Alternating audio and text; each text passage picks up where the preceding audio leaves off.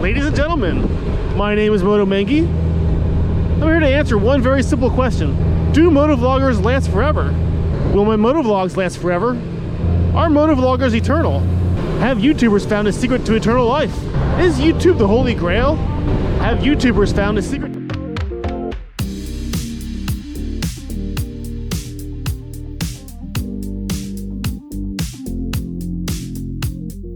Now, first off, I'd like to say this video was inspired by a comment from another motovlogger on one of my videos. His name is TrekkieMoto. He's another motovlogger here in Pennsylvania, actually. Southeast Pennsylvania, actually. Real close to me. Down around the Lancaster area, sort of, around there. He rides a Triumph Speed Triple. I'll post a link to his channel up here in the corner. He's a good motovlogger. I really like him a lot.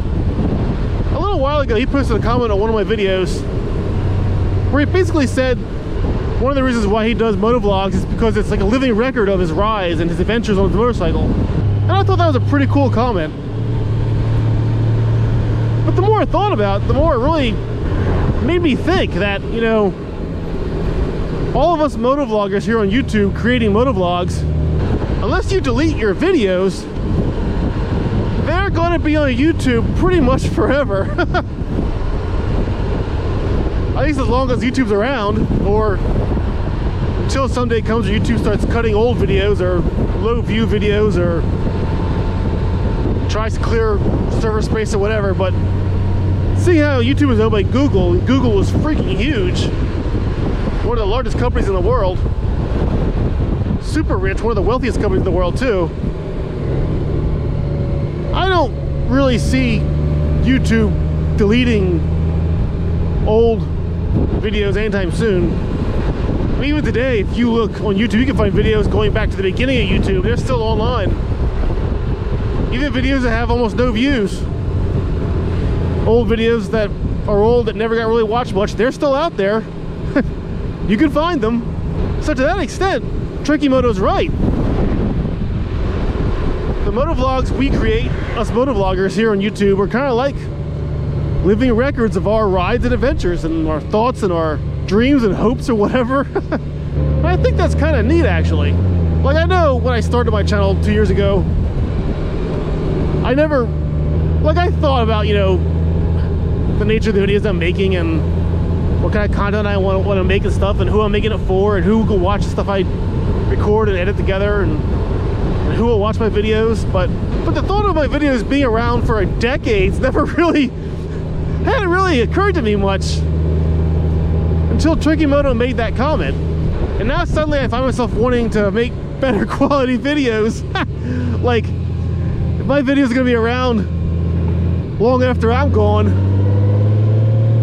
maybe I should put more effort into them. Maybe I should make better quality videos.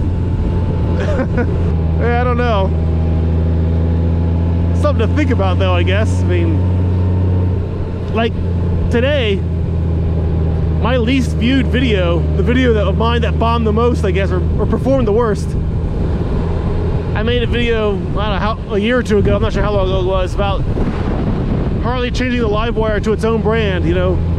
The Harley Livewire as a brand on its own. I made a video about that, talking about that, and how I thought it was a good idea, and I'm all for electric motorcycles and stuff. But yeah, the motovlog community didn't care for that video. No one watched it. It got really, I think even today, it's my worst performing video yet, ever.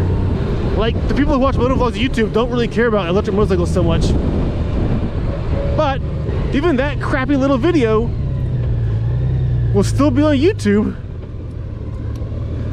years from now, decades from now, 20, 30 years from now. My little Livewire as a brand video with 150 some views or whatever it has, or 130 or whatever it is now, will still be on YouTube for anyone to watch. And that really bothers me in a way, because I wish that video would have been better, I guess, or done better, or some stranger 30 years from now will watch that video and say, you know, this Moto Mengy did a pretty bad job of this video. Look how few people watched it. Snowdrift Road. That's ominous. I'm not sure exactly where I am. I mean, I know whereabouts, but not entirely sure. It's pretty back here. Wow.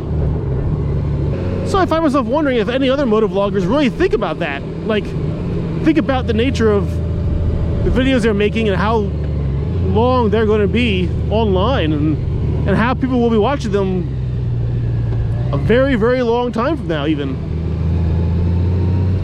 Like, it's weird to think about, but let's just say, for example, if I died tomorrow, all of my motovlogs were my, like, a legacy sort of in a way. I leave them behind on YouTube for anyone to watch. They're up there forever, or potentially forever anyway.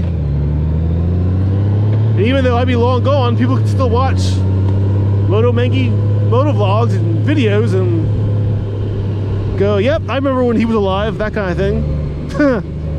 And I know there are other YouTubers over the years that had YouTube channels that passed away, and their videos are still up online.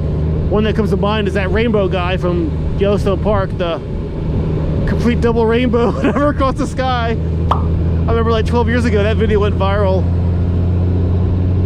I don't know why, in my head that's one of the first viral videos I remember seeing. Like, one of the first videos on YouTube I remember that really went big, and thinking, wow, this video is blowing up and stuff. I'm sure there were lots of other viral videos before that double complete rainbow video, but the guy who made that double complete rainbow video, he died a year or two ago from the pandemic. The big C word. He caught it and he passed away from it.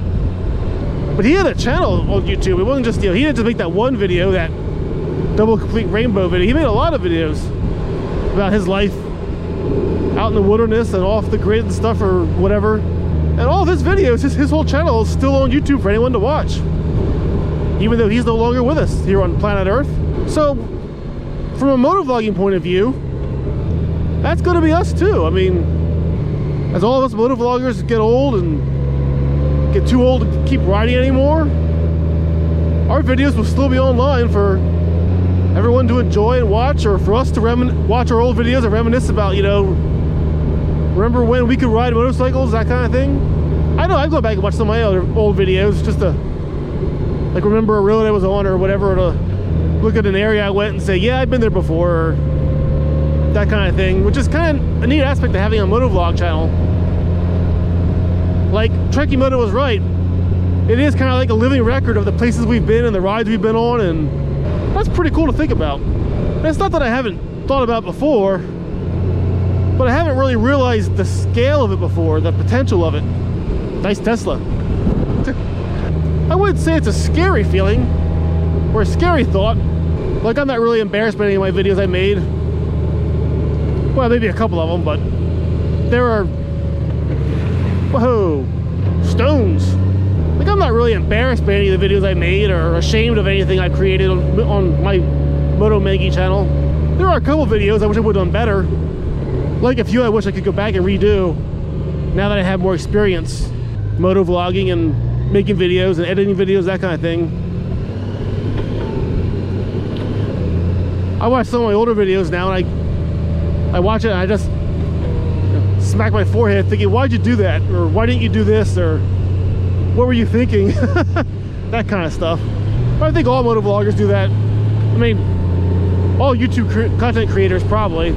It's not just a motovlogging thing. Actually, probably anyone that creates something artistic.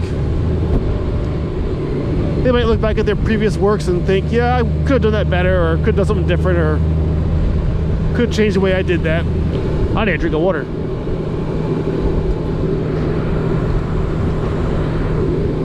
I'm getting parched. But there is some part of me that, upon thinking about this for the past week or so, I do find myself wondering if I should be really trying harder to make better quality videos.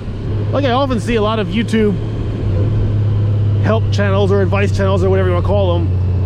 I see a lot of them often saying that quality is better than quantity. I'm not sure I agree with that entirely.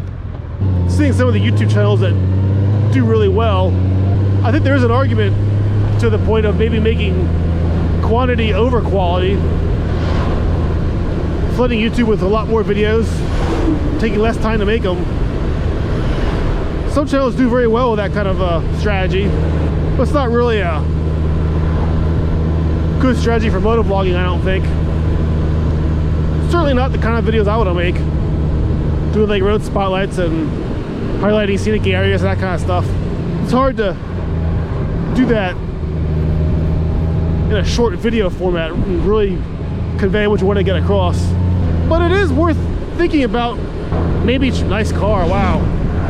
But it is worth thinking about maybe trying to make better quality videos, something I'm more proud of, so that 10, 20, 30 years from now, when someone else, some strangers watching it on YouTube, catches a video of mine on the Moto Mengy channel, they can watch that video and think, yeah, he did a good job with that, or he really nailed it, or wow, his production values were really good. He put a lot of time and effort into that video. So TrekkieMoto got me thinking, I guess. On that note, I'd like to thank TrekkieMoto for posting a really thoughtful comment. And anyone else watching this video, if you have a comment of your own, leave it down below at the bottom of the video or any questions. If you're a motovlogger or a YouTube content creator, do you ever think about your videos and their legacy and how long they'll be around, and 10, 20, 30 years from now, will people still be watching your videos, that kind of thing? Does that ever occur to you? Does it bother you? Or does it make you feel good in a way? Because it kind of makes me feel good, to be honest. I kind of like that aspect to motovlogging and YouTube in general, that I'm building a bit of a living record or a legacy. I like that. So thanks for watching, everyone. Take care, ride safe, and see you in the next video. Or if you're watching this several decades from now, thanks for watching my very old motovlog. Hope you enjoyed it. Take care.